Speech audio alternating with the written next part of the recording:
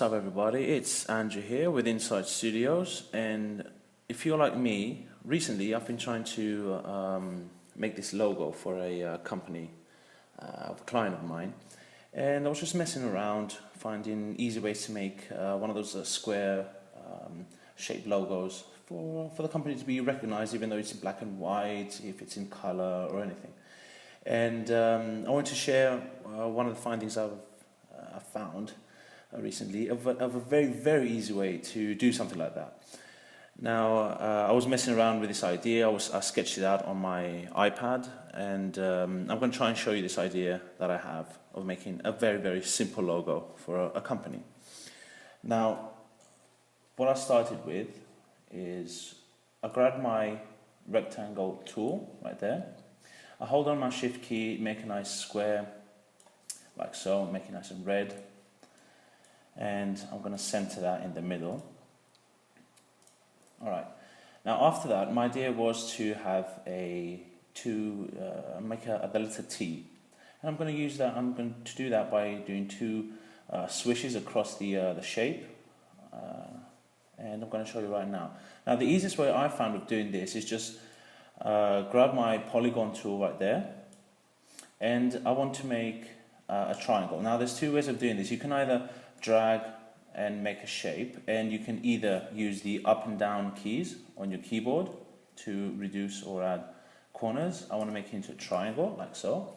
The other way is just to click anywhere on your workspace and just assign sides, and I want to make it 3 like so. So there's my triangle.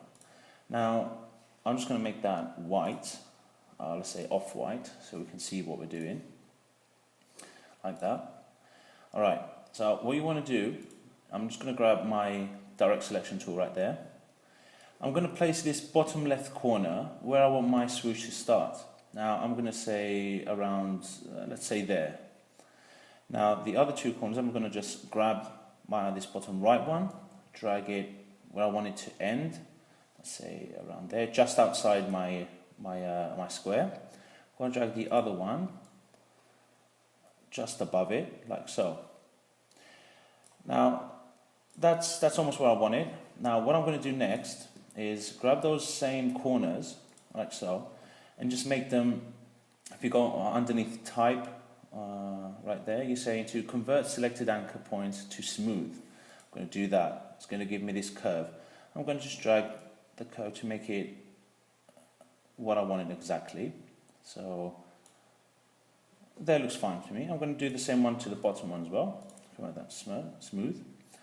Bring that one in as well, like so. Now that looks okay to me, actually. That looks pretty good. Now what I want to do now is just click on that shape, and I want to Control or Command C, Control Command V to paste it. Got another one. I'm going to flip that on its side like that. I'm going to scale it down a little bit, holding down my shift key. I'm going to scale it down and bring it in so they can overlap right there and not touching the bottom as well. I'm going to bring that a little bit out to the side like that. That's what I want to achieve, but I've got 3 different shapes right there. Now this is where my shape builder tool comes in, very helpful. Okay, the first thing you want to do is just click on these shapes and select them both together, like so. Then I'm going to go to your left, grab your shape builder tool, and you can see if I just hover over them, I get these black dotted lines all over the place. Now I want to combine these shapes together. I'm just going to drag from this shape, drag into this little piece right there, and now they're combined, and drag this one onto the bottom one. And now I've got just one shape. If I just go to my selection tool right there, I can move this around as one shape. Okay, so I'm going to reposition that where it was.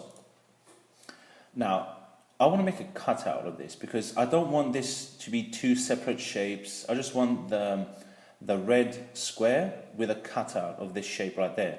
Now how you do that is I select my square and my new shape and grab my shape builder tool again. Now, before, this was one shape. Now that I've selected everything together, that little part is left out. You can see if I go over it, it's two different shapes. For starters, I'm going to combine those together. Now it's one complete shape. And for me to make a cutout of this, all I have to do is just click on that shape once. And if I go to my selection tool now and deselect everything, if I move this away, you see I have a cutout of that. I'll just move this all the way away. Click on my red square, you can see it's made a selection of just those parts with a cutout of my T. Now, that's it. Basically, that's what I wanted to show you guys. I can just remove this now.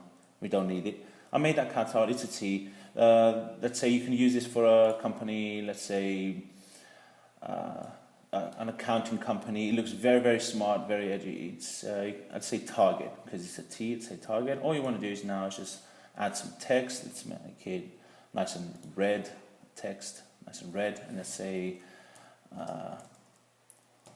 Target accounting. Let's move that underneath right there. I want to bring this out as well. Go into my character. Let's make this 100%. No, more than that. Oh, it needs much more. Let's make that 4. Right, so position your text underneath, and now you have a professional looking logo for anything you want. Say you want to scale this down as well. Put that in the middle. And that's how you use your shape builder tool to make a cutout and a logo, professional looking logo. I found this very, very easy, and I hope you found it easy as well. I hope you use it if you want to do something similar. And well, comment, rate and subscribe. Like this video if you found it very, very helpful. Leave a comment. Tell me what you want to see next. And I'll see you next time.